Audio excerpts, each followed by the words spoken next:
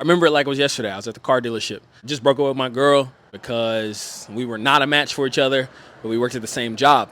So my whole thing was, I was like, well, she's actually good at the job, and I'm tired of the job, so I don't want her to quit or anything like that, so I'll just quit. So I quit, and that's when I made the decision, I'm going to go full-time on social media. I already had like 200,000 followers on TikTok, making no money. I had like a couple hundred followers on YouTube, and I had like a couple hundred followers on Instagram. I was like, bro, I'm going to figure this out. So I took out all the money that I made from selling cars for 5 years, and I was like, I'm gonna go full in on social media.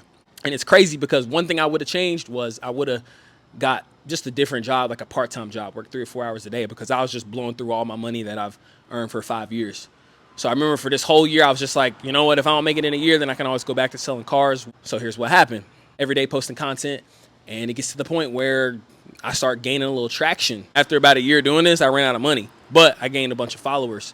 But I had to get another job. I started working at Verizon at a phone store selling phones because I ran out of money. I'm working there. And then I think it was like December, maybe January of whatever year, YouTube came out with their creative program, and I started making money.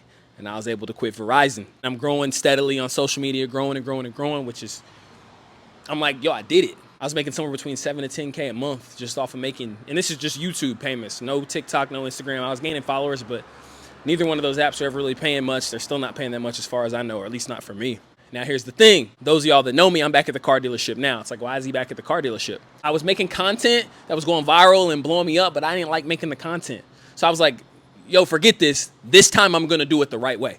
I'm going to do it the way that I want to do it. So that's why you see videos of me working at the car dealership again, because I know I can make some money, and I'm using that money to grow this business, because this is where I'm at. This is what's going to be. It's going to be full-time social media, full-time content creation. This is what I love to do.